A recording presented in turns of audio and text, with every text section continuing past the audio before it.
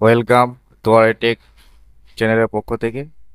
আজকে যে জিনিসটা দেখাবো সেটা হচ্ছে, আপনারা জেনে গেছেন পশ্চিমবাংলার 23টা জেলার মধ্যে 19টা জেলারই প্রভিশনাল বাড়ির লিস্ট বেরিয়ে গেছে বাংলা আবাস যোজনার পক্ষ থেকে।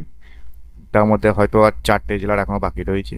আগামী কয়েকদিনের মধ্যে হয়তো এগুলো বেরিয়ে যাবে।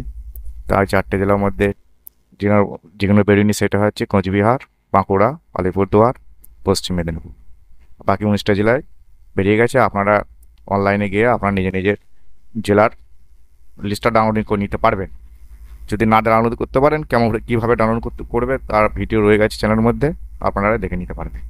তাহলে এখন আমি মেন যে জিনিসটা বলতে যাচ্ছি সেটা হচ্ছে, প্রায় প্রত্যেকটা জেলারই যে লিস্টটা বেরিয়েছে প্রফেশনাল লিস্টে কয়েকটা ক্যাটাগরিতে ভাগ করা হয়েছে। আমি একটা জেলার পূর্ব বর্ধমানের আমি এটা দেখিয়ে দিচ্ছি, যা প্রত্যেকটা জেলারই প্রায় এরকম রয়ে গেছে, প্রায় সেমই রয়েছে, কিছু কিছু হয়তো ডিফারেন্ট রয়েছে আলাদা। তা এই পূর্ব বর্ধমানের দেখা যাচ্ছে প্রত্যেকটা ব্লকের এখানে বেড়ে গেছে, যে 23টা ব্লক রয়েছে, 23টা ব্লকের দিয়ে দিয়েছে এখানে। এইখানে দেখুন, প্রথমে দেখতে হবে, আমি পুরোটা লিস্টটা কিন্তু ডাউনলোডিং করেছি, তারপরে আমি দেখাচ্ছি। হ্যাঁ, এটা প্রথমে 4টে যে ক্যাটাগরিতে ভাগ হয়েছে একটা যে লিস্টের মধ্যে। প্রথম আছে এলিজিবল, হচ্ছে যোগ্য, ইনএলিজিবল মানে অযোগ্য, হোল্ড অন এখনও ওটা হোল্ড করে রেখে দিয়েছে, আর ইনঅ্যাক্টিভ মানে নিষ্ক্রিয়। এই 4টে ক্যাটাগরিতে এরা ভাগ করে দিয়েছে।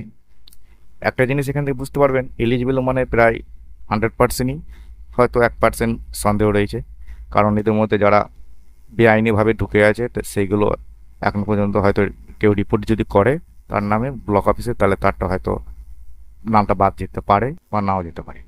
এলিজিবলটা অ্যাকচুয়ালি 100%ই, প্রায় 1%-এ ডিফারেন্টও হতে পারে। এবার এই ইন্ডিভিজুয়াল তারা সম্পূর্ণ এখন পর্যন্ত অযোগ্য হয়েই আছে, এবং হোল্ড অন তো হোল্ড রয়েছে বলে কোনো কারণে হয়তো তো হোল্ড করে রেখে দিয়েছি, আর ইনঅ্যাক্টিভ মানে নিষ্ক্রিয় করে রেখে দিয়েছি। এই 4টে ক্যাটাগরির আমি পুরো লিস্টে চলে গেলাম, এবং লিস্টে গিয়ে আমি দেখাচ্ছি। আমি 2 নম্বরে চলে গেলাম। এখানে দেখুন, এখানে দেখে বুঝতে পারবে একটা এলিজিবল লিস্ট দিয়ে দিয়েছে। এলিজিবল লিস্ট এখানে একদম এখানে চলে যাচ্ছেন, তার শেষে দেখুন এলিজিবল লেখা আছে। এলিজিবল এর নাম বা বেনিফিশিয়ারি আইডি ফাইডি সব ডিটেলস এখানে দেওয়া আছে। এটা এলিজিবল মানে এটাতে রয়ে গেছে, দেখো তো আমি বলছি না, পরে পরে চলে যাচ্ছে। এরা হয়তো 60,000 টাকা প্রথম কিস্তির টাকা পেয়ে যাবে, যেটা 15ই ডিসেম্বর ছাড়বা, প্রত্যেকটা জেলা থেকে হয়তো ছাড়বে।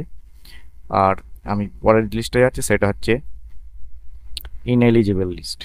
ইনএলিজিবল লিস্টে হচ্ছে এখানে এই ইনএলিজিবল লিস্টটা এখানটা একটা জিনিস দেখতে পাবেন, আমি দেখাচ্ছি। দেখুন, আমি এটা বড় করে দিচ্ছি একটু।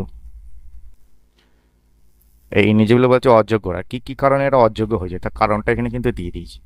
এটা ভালো করে লক্ষ্য করে দেখবেন, কি কি কারণে এরা অযোগ্য সেটা কারণটা দিয়ে দিয়েছে। এই একটা আমি কয়েকটা দেখাচ্ছি। এদের লিখেছেন, এটা যে অযোগ্য করেছে তার একটা, দেখুন এখানে দিয়ে দিয়েছে কেন আরো অযোগ্য। এই দেখেন অযোগ্যটা কেন তার এখানে দিয়ে দিয়েছে। এই একটা নাম একটা দেখাচ্ছি, এটাকে ইনএলিজিবল করা চাইতে দেখেছেন, কারণটা দিয়ে দিয়েছে। এই কারণটা হচ্ছে house hold living in houses with পাকা রুফ অবলিক ওয়াল, অর্থাৎ পাকা বাড়ি, ছাদটা পাকা আছে এবং দেয়ালটাও পাকা, সেই ঘরে এই পরিবারটা বাস করে। Household already been benefited or sanction in the list of any housing scheme, অর্থাৎ অন্য হয়তো আরেকবার পেয়ে গেছে ঘরটা অলরেডি, ওই পরিবারের কোনো একটা মেম্বার হয়তো পেয়েছে, সেই জন্য ইনএলিজিবল করে দিয়েছে। আর অন্যান্য কারণ কাদা রয়েছে, দেখেন housing living in the houses with পাকা রুফ, পাকা বাড়ির জন্য এবং পাকা ছাদের জন্য বাদ দিয়ে দিয়েছে। এ একটা দেখুন দিয়ে দিয়েছে। এ একটা কারণ, কি কারণে বাদ দিয়ে দিয়েছে দেখে দিন, এটা অযোগ্য বলে দিয়েছে। Any member of the family earning more than 15,000 per month, মাসে 15,000-এর বেশি এর এই ফ্যামিলির কোনো একটা মেম্বারের আর্নিং আছে, উপার্জন আছে, ওই জন্য এটা এনেবল করে দিয়েছে অযোগ্য। এই একটা কারণ দিয়ে দিয়েছে। দেখুন নতুন মোটরাইজ 3 or 4 হুইলার থাকলে বা পাকা বাড়ি থাকলে এটাও বাদ দিয়ে দিয়েছে। তারপরে হচ্ছে হাউস অলরেডি, এটা একই কোনো কোনো একটা মোটরাইজ, এটা দিয়ে দিয়েছে। অনেকগুলো কারণ দিয়েছে। লিস্ট অফ অ্যানি হাউসিং এটা দিয়ে দিয়েছে স্যাংশন এটাতে। এটা হলো এনএইচএল কি জিনিস, কী কী কারণে হয়েছে এই এই কারণগুলো হতে জন্য এর দেখারে অযোগ্য করে রেখে দিয়েছে। এর পরেরটা আমি যাচ্ছি এবার। এরপরে রয়েছে দেখুন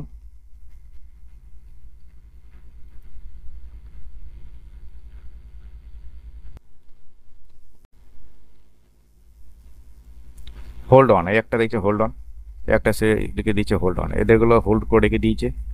হ্যাঁ, এই পরবর্তীকালে হয়তো কোনো একটা কারণে, কারণটা এখানে দিইনি, কিন্তু কি জন্য হোল্ড করেছে সেটা নিজে নিজে ব্লকে গিয়ে জানতে পারবেন, কারো যদি নাম এখানে থেকে যায়। হ্যাঁ, আর একটা রয়েছে ইনঅ্যাক্টিভ, এই একটা দেখে ইনঅ্যাক্টিভ, ইনঅ্যাক্টিভটা কি জন্য করে রেখেছে এখানে দেখিয়ে দেবে। এই দেখো দেখো ইনঅ্যাক্টিভটা এখানে পুরো দিয়ে দিয়েছি ইনঅ্যাক্টিভ।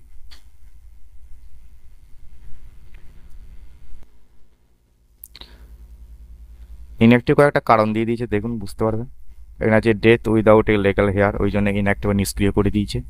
তারপরে যে ডেথ উইদাউট এ লিগ্যাল, এটা বুঝতে পারছেন হয়তো, যার ব্যক্তির নামে ঘরটা বেরিয়েছে তিনি মারা গেছেন এবং তার উত্তরসূরি যে তিনি অবর্তমানে মারা গেলে বা মৃত হয়ে গেলে তার ওয়ারিশ সূত্রে যে ঘর যিনি পাবেন সেও নাই, এটা ওই জন্য কি ইনঅ্যাক্টিভ করে রেখে দিয়েছে। তারপরে আনউইলিং টু অ্যাপ্লাই, একটা কারণ রয়েছে, যার নামটা উঠেছে সেই নিজের ইচ্ছায় আর অ্যাপ্লাই করিনি, যে ফাইনাল লিস্টে ওর নামটা উঠুক। নট ট্রেসেবল একটা কারণ দিয়েছে, লোকেশন তাকে টেস্ট করা যাচ্ছে না, কোথায় রয়েছে তাকে খুঁজে পাওয়া যাচ্ছে না। আর একটা রয়েছে পার্মানেন্টলি মাইগ্রেটেড, এরা পুরোপুরিভাবে মাইগ্রেট হয়ে গেছে, কোনো জায়গা পরিবর্তন করে অন্য জায়গায় চলে গেছে, নিজের বাসস্থান চেঞ্জ করে অন্য জায়গায় চলে গেছে, এ একটা রয়েছে। তারপরে আর একটা কারণ দেখবেন ডকুমেন্ট, এই একটা দেখুন ডকুমেন্ট মিসম্যাচ, হয়তো তার ডকুমেন্টটাই মিলছে না, কোনো ডকুমেন্টের নামও মিলছে না, বা ফাদা ফাদা অন্যান্য জিনিসগুলো রয়েছে ওগুলো মিলছে না। এই হচ্ছে, এই একটা দিয়ে দিচ্ছে previously benefited from Annie housing scheme, হয়তো বর্তমান আগে আবার এই ঘর পেয়ে গেছে ওই জন্যে। এই একটা দিয়েছে অলরেডি হ্যাজ এ ডিউরেবল পাকা হাউস, অর্থাৎ ওর রয়েছে পাকা বাড়ি, পুরো মজবুত একটা পাকা বাড়ি রয়েছে ওই জন্য। তবে এত কিছু কারণের মধ্যে দেখতে পেলেন এই সমস্ত কারণগুলো চারটে ক্যাটাগরিতে ভাগ করে দিয়েছে, কি জন্য অ্যাক্টিভ হয়েছে, কি ইনঅ্যাক্টিভ হয়েছে, কি জন্য ইনএলিজিবল হয়েছে, কোন জন্য হোল্ড অন হয়েছে।